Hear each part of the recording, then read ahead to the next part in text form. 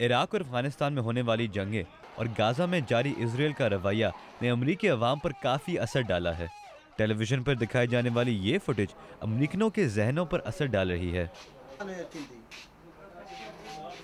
अमरीका के दीगर शहर समेत वाशिंगटन डीसी में भी पिछले दिनों मुजाहरे किए गए हैं, लेकिन कभी ऐसे नहीं। गहरे बादल और लगातार बारिश के बावजूद इन मुजाहिरीन ने इराक, गाजा और अफगानिस्तान में होने वाली कार्रवाइयों के खिलाफ एक थोड़े मुख्तलिफ अंदाज से अपनी नाराजगी दिखाई।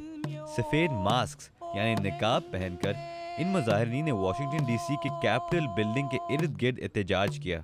उनके गर्दनों से लटके हुए बोर्ड्स पर उन इराकी, अफगानी, फ़लस्तीनी और अमरीकनों के नाम लिखे हुए थे जो पिछले 10 सालों में होने वाली जंगों में हलाक हुए हैं।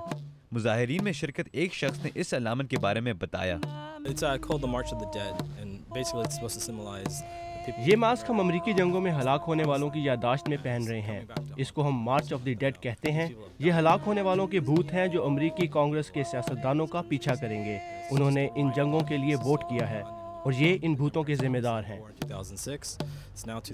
जहां बिल्डिंग के बाहर मुजाहरा हो रहा था, बिल्डिंग के अंदर अमेरिका की 111वीं कांग्रेस हलफ उठा रही थी। डेविड स्वॉनसन, जो एक दाएं बाजू ब्लॉग के लिए लिखते हैं, का कहना है कि हालांकि एक नई इंतजामिया व्हाइट हाउस में दाखिल होने वाली है, फिर भी सियासतदान को याद दिलाना चाहिए कि वो आज क्यों हलफ उठा रहे हैं।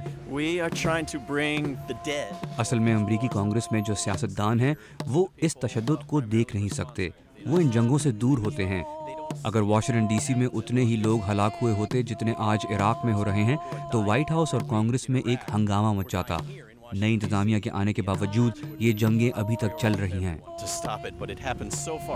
जहां डेविड स्वॉनसन पुरुम्मीद थे कि वाशिंगटन में सियासतदान इन मुजाहिरीन के बातों को सुन लेंगे, ये साहब पुरानी इंतजामिया से अभी भी कुछ नाराज हैं। हम उन लोगों की नुमाइंदगी कर रहे हैं जो इराक में हलाक हुए हैं। हम अमेरिका की गलत पॉलिसियों का खात्मा चाहते हैं।